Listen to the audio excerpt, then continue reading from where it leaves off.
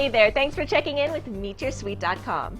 Today I'm going to give you one of the most important tips for that kind of good relationship behavior that'll make sure the woman you're with stays interested in you and that things in the relationship stay great for both of you.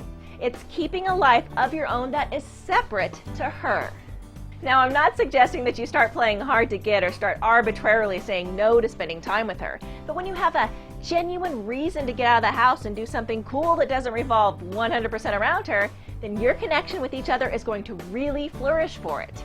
Have you ever been in that situation where you've got this great thing going with a woman, and then after a little while things just seem to turn kind of stale and you can't figure out why? Usually she'll start becoming very critical of you for no apparent reason, or start getting annoyed by things she didn't used to be annoyed by, and overall things just start getting a little sour. This is almost always because the two of you are basically suffocating each other. It's a basic human reaction that when you've got something great going on, you want to devote all your time to it.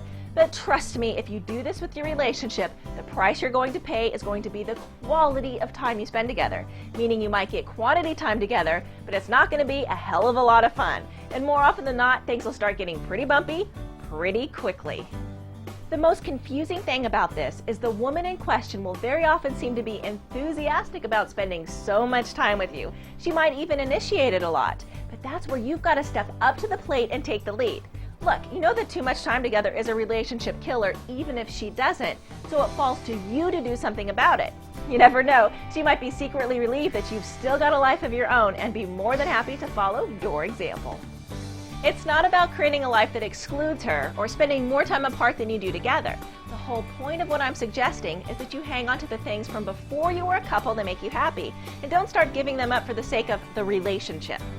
The same thing goes for giving into that pressure you might sometimes feel to invite her along to something you've got going on, even if you don't really feel like doing so. If you want to invite her, great, but if you need some time to do your own thing, that's totally normal and you don't have to feel bad about it. And while on the subject, if she should invite you out to do something that's really not your cup of tea, don't feel obligated to accept that invitation. If you head out on a date that you're really just not interested in, you're going to end up being bad company. Much better to just be straight up when the subject comes up, and then when she heads out to do her thing, you get to do yours. And you're both going to come back with your batteries recharged and a whole lot more stuff to talk about with each other. For more great advice on relationships and dating, check out the website, which you can find at MeetYourSweet.com/men. And keep your eyes peeled for my other clips and videos. Thanks for checking in.